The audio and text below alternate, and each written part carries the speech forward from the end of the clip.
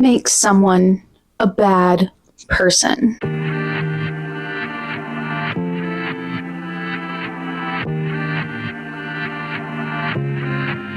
Hello, my name is Taylor and welcome back to my channel.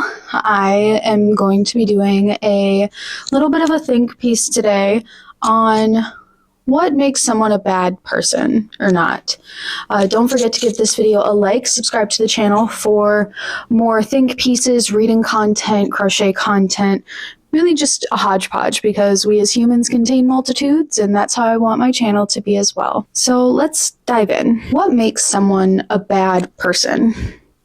I'm obviously not a psychologist or an almighty creator who passes judgment on man based on what you did in your life. I'm not here to pass judgment on anyone.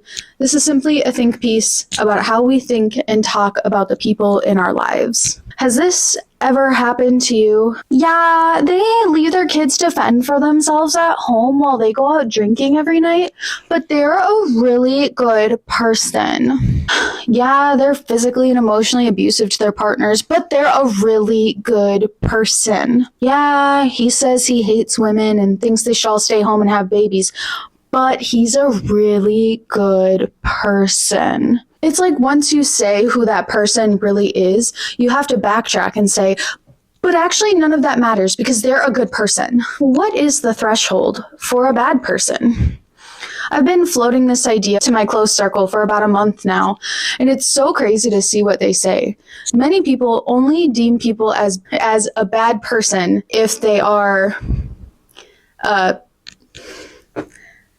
believe the correct YouTube approved term is P3DO. Maybe that's just on Instagram, but so that's the threshold. Nobody's a bad person unless they do that. I mean, that is a rotten to the core thing and irredeemable, but there are bad people who aren't that. So how does everything else factor in? There are a lot of things that can be done to be considered a villain, like betraying trust, being self-centered, killing someone, or we can think about it at a larger scope. What makes a person get canceled by social media? Cheating, stealing, scamming, the list goes on. But there are still loyal fans to these people. It doesn't matter what they do because in their minds, that person is still good. Somehow. I tried Googling what makes someone a bad person, and here's what the sources across the web say. So basically Google AI compiling things. So we have lack of empathy, dishonesty, ignoring boundaries, breaking promises, egoism, lack of remorse, self-interest. They can't celebrate others. Some of these I wouldn't say on their own make a bad person. Some of these are the traits of psychopaths. And is every bad person a psychopath, or is every psychopath a bad person? I don't know enough about that to speak on. It's the culmination of these traits, plus more, that would make someone a bad person. But why do we continue to surround ourselves with people we don't think are good and then tack on, but they're such good people? Well, what does it mean to be good? That's like asking what makes someone bad. It's all relative, right? The whole point that I'm trying to make with this video is that you can't convince me that someone is good after you said that they cheat on their partners and use religion as a means to justify persecuting minorities. Our threshold for a bad person should be lower, and we should hold the people in our lives to a higher standard because you are the company that you keep. That being said, a lot of people hold on to this, but I'm a good person mentality to avoid taking actual responsibility for things. And we all make mistakes, and sometimes we hurt the people that we love. That doesn't make you a bad person. It means that you're human. But many people can't even admit when they are wrong because it is so personal to them that they continue to be good, even if it's at the cost of the person they claim to love.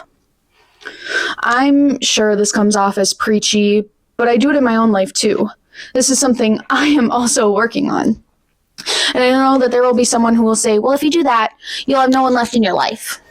And that says to me that you don't know anyone in your life that you think is good, and that says more about you. There are obviously situations where you cannot control who you are around, like work or school or other public spaces. In these situations, we have to go along and get along. But you can recognize in your own head that this isn't a person that you would want to spend your Friday nights with.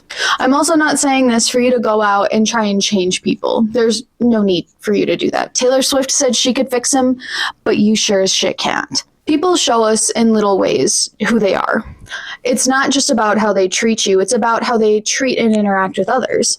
We all know about the, watch how someone treats the waitstaff on the first date, because it's indicative of how they treat others.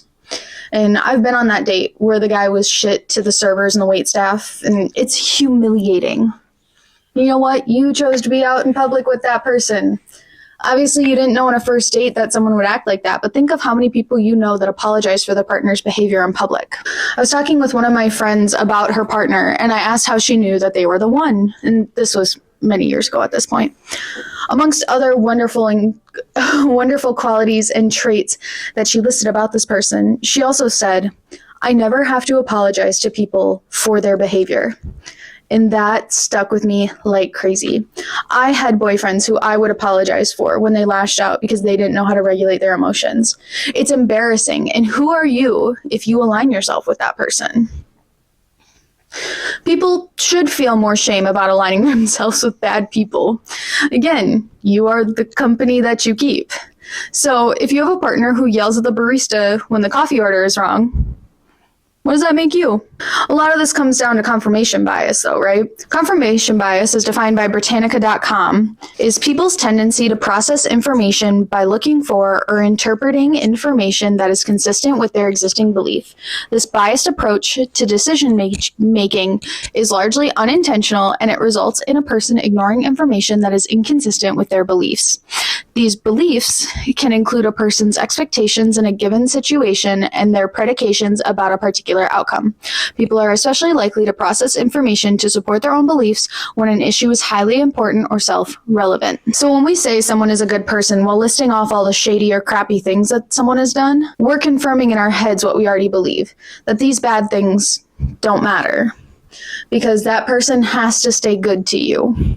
We do this for many reasons. Maybe it's a family member or a longtime friend, someone that no matter what, you'll keep in your life. So you need to convince yourself that you surround yourself with good people. We need to challenge our expectations of people more. I am so sick of feeling like we can't tell our friends when they're doing something shitty. Not to quote the Bible, but in Proverbs 24:26, it states, "An honest answer is like a kiss of friendship." Now, don't go around with that "it's been heavy on my heart" bullshit to people you don't know. I've never experienced that. I'm sorry if you have. That sounds horrid. I'm talking about telling your friends when they hurt your feeling or being a voice of reason rather than a yes man. This is a skill to be practiced, though, right? It's hard to be that person, and we don't always know how people will react. I'm of the belief that brutal honesty doesn't exist, that it's just cruelty dressed up as friendship. There's tough love, but there's a crucial word in there: love.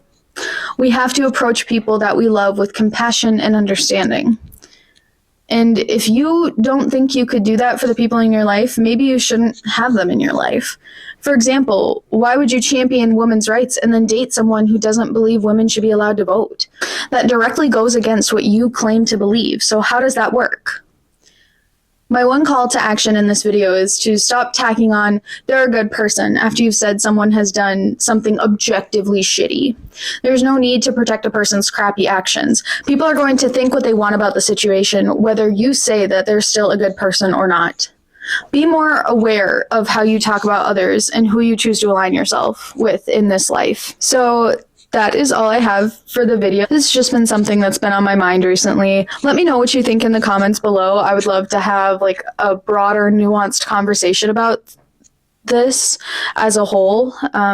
If anyone's mean, I will delete and block you. I don't have the time or energy for it. Please subscribe to the channel. Let me know what you think of this. And I will see you guys next time. Bye.